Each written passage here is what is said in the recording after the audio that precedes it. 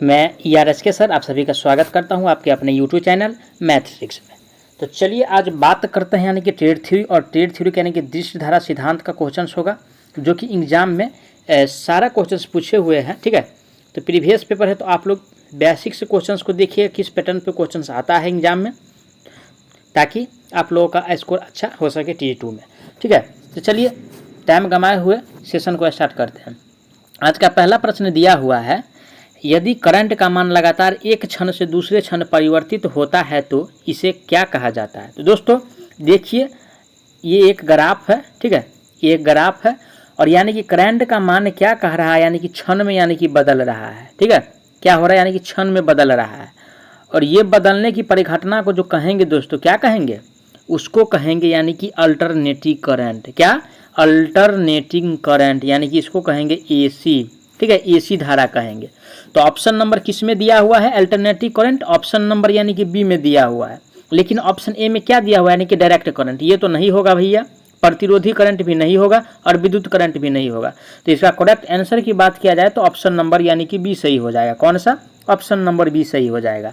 अब चलिए अगला प्रश्न पे बात करते हैं, शॉर्ट सर्किट की दशा में किसी सर्किट में कितना करंट प्रवाहित होता है। तो दोस्तों देखिए ये बहुत अच्छा सा प्रश्न है, प्यारा सा प्रश्न है। अगर आप लोग नए हैं तो चैनल को जरूर सब्सक्राइब कर दीजिएगा। तो देखिए सबसे पहले समझेंगे कि यानी कि शॉर्ट सर्किट होता है क्यों। तो देखिए यानी कि शॉर्ट सर्किट जो होता है दोस्तों कोई भी परिपथ में, ठीक है, कोई परिपथ में जब शॉर्ट सर्किट होता है तो परिपथ में यानी कि शॉर्ट सर्किट किस कारण से होता है। ठीक है, किस कारण से शॉर्ट सर्किट होता है। ठीक है, तो आप लोग समझिए। ठीक है, देखिए यानी कि अगर कोई भी परिपथ में अगर शॉर्ट सर्किट होगा और इससे होकर यानी कि करंट प्रवाहित हो रहा है। ठीक है, यानी कि IA क्या है, करंट है।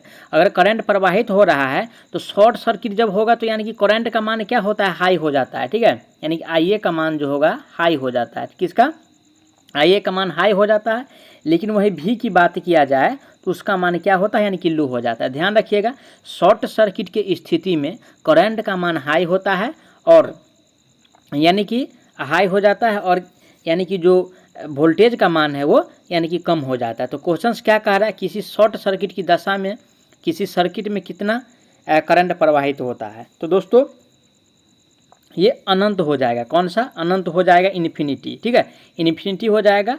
तो ऑप्शन नंबर किस में दिया हो, अपरिमिति। अपरिमिति का मतलब यहाँ समझिएगा दोस्तों इन्फिनिटी। ठीक है, अनंत इसको कर लीजिएगा। ठीक है, अनंत इसको कर लीजिएगा। तो ऑप्शन नंबर इसका यानी कि C सही हो जाएगा। ठीक है, अब चलिए नेक्स्ट क्वेश्चन पे बात करते हैं, शोधन परीक्षण के लिए किस धारा का उपयोग किया जाता है। तो दोस्तों शोधन नहीं होगा, यानी कि रोधन परीक्षण के लिए होगा। ठीक है, क्वेश्चन यानी कि मिसप्रिंट है, यानी कि रोधन परीक्षण होगा, लिख लीजिएगा। ठीक है, रोधन परीक्षण के लिए किस धारा का उपयोग किया जाता है। तो दोस्तों रोधन के लिए जो है यानी कि दृश्य धारा का उपयोग करते हैं। किसका, दृश्य धारा का। ऑप्शन नंबर यानी कि A सही हो जाएगा। ठीक है, अब चलिए नेक्स्ट क्वेश्चन क्या है, दृश्य धारा परिपथ का शक्ति गुणांक कितना होता है। तो दोस्तों ये मोस्ट इंपोर्टेंट क्वेश्चन है, यानी कि दृश्य धारा की बात किया जाए शक्ति गुणांक तो उसका यानी कि इकाई होता है। किसका, यानी कि DC का अगर बात किया जाए DC का शक्ति गुणांक तो इकाई होता है। ठीक है, इकाई होता है, याद रखिएगा हमेशा DC का शक्ति गुणांक इकाई होता है। वहीं पे अगर AC का पूछ ले तो इसका जो है यानी कि अकॉर्डिंग टू वोल्टेज करंट के ऊपर डिपेंड करता है। ठीक है, या कैपेसिटर इंडक्टर पर डिपेंड करता है। कभी यानी कि लैगिंग होगा, ठीक है, कभी लीडिंग होगा और कभी जो है यानी कि यूनिटी होगा। तो ये केस यानी कि पावर फैक्टर जो डिपेंड करता है DC के लिए, तो इसका जो पावर फैक्टर यानी कि इकाई होता है। ठीक है, ऑप्शन नंबर किस में दिया हुआ है, ऑप्शन नंबर A में दिया हुआ है। अब चलिए अगला प्रश्न पे बात करते हैं, ओम के नियम के अनुसार विद्युत धारा किसके अनुक्रमानुपाती होता है। तो दोस्तों ओम के नियम के अनुसार अगर विद्युत धारा को देखा जाए तो किसके अनुपातिक होता है। तो देखिए ओम का नियम क्या होता है, V बराबर यानी कि IR होता है। कितना, I गुने R होता है। V क्या है, तो V यानी कि वोल्टेज है। ठीक है, V जो है वोल्टेज है। I क्या है, तो I यानी कि करंट है, याद रखिएगा सब। ठीक है, और R क्या है, तो यानी कि रेसिस्टेंस यानी कि प्रतिरोध है। तो हमको क्या पूछ रहा है, क्वेश्चंस में कह रहा है विद्युत धारा किसके समानुपाती है। तो दोस्तों विद्युत धारा जो समानुपाती है यानी कि V प्रोपोर्शनल I। ठीक है, यानी कि वोल्टेज का जो है प्रोपोर्शनल है कौन, करंट। तो ऑप्शन नंबर किस में दिया है, वोल्टेज। तो ऑप्शन नंबर A में दिया हुआ है। इसका करेक्ट आंसर की बात किया जाए तो ऑप्शन नंबर A हो जाएगा।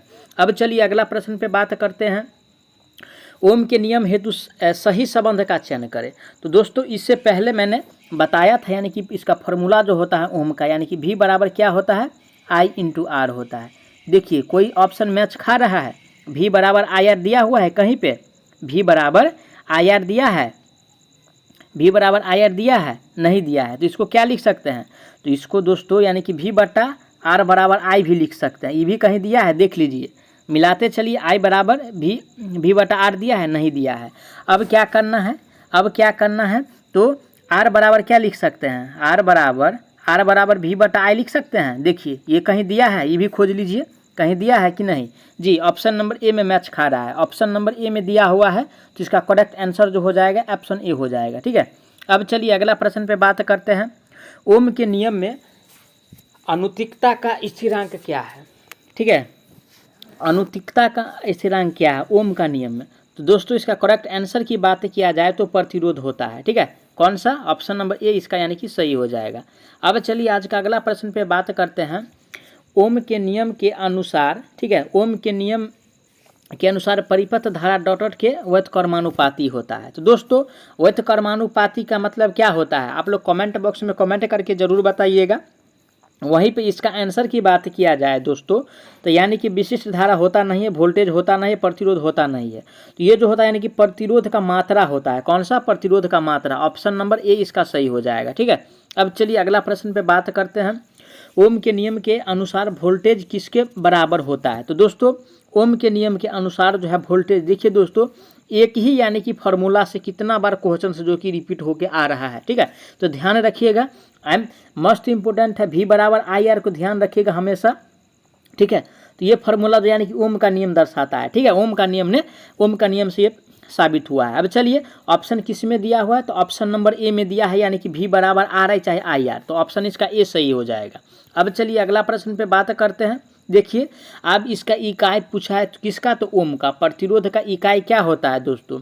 ठीक है, तो प्रतिरोध की इकाई की अगर बात किया जाए, ठीक है, प्रतिरोध की इकाई की अगर बात किया जाए तो क्या होता है, तो प्रतिरोध का इकाई जो होता है यानी कि किसका होता है, तो ओम का होता है, यानी कि प्रतिरोध या प्रतिरोध का, यानी कि समझिए अगर प्रतिरोध का पूछा तो ओम, अगर ओम पूछे कि ओम किसका यानी कि यूनिट है, तो यानी कि प्रतिरोध का। ठीक है, तो वहीं पे 2 नंबर पे क्या दिया हुआ है, ठीक है, इसका करेक्ट आंसर ओम हो जाएगा। 2 नंबर पर दिया है मो, तो मो तो किसी का होता नहीं है।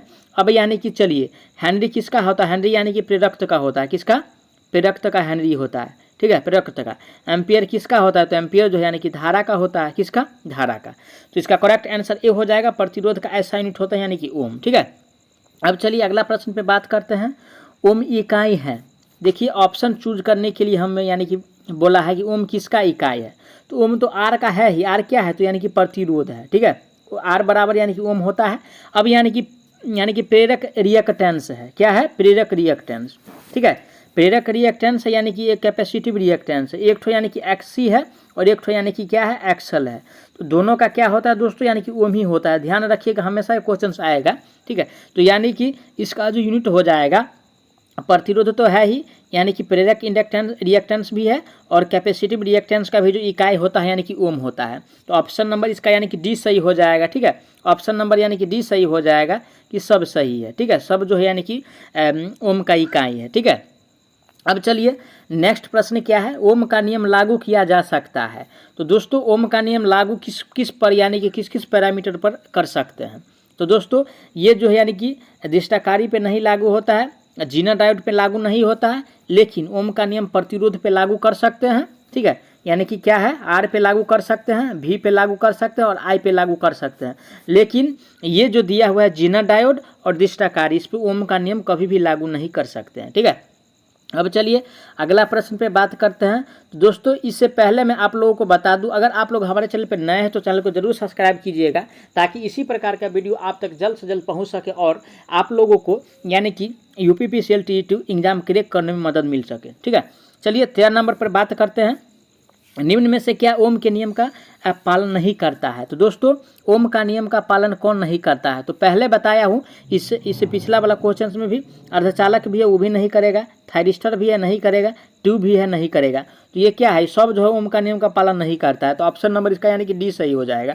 और करने वाले की अगर बात किया जाए तो यह आर है, यानी कि V है, और उसके बाद यानी कि I है। ठीक है, यानी कि रेसिस्टेंस, वोल्टेज और करंट, ये सब ओम का नियम का पालन करता है। अब चलिए अगला प्रश्न क्या है, निम्नलिखित में से एक निष्क्रिय घटक कौन सा है? तो दोस्तों ये निम्नलिखित नहीं है, निम्नलिखित होगा, ठीक है। आप लोग जो है यानी कि इसको क्वेश्चंस को सही कर लीजिएगा, यानी कि निम्नलिखित होगा, ठीक है। क्या होगा? यानी कि निम्नलिखित होगा, ध्यान रखिएगा, निम्नलिखित है। में एक निष्क्रिय घटक कौन सा है? तो दोस्तों निष्क्रिय घटक की बात किया जाए तो डायोड है निष्क्रिय घटक, ठीक है।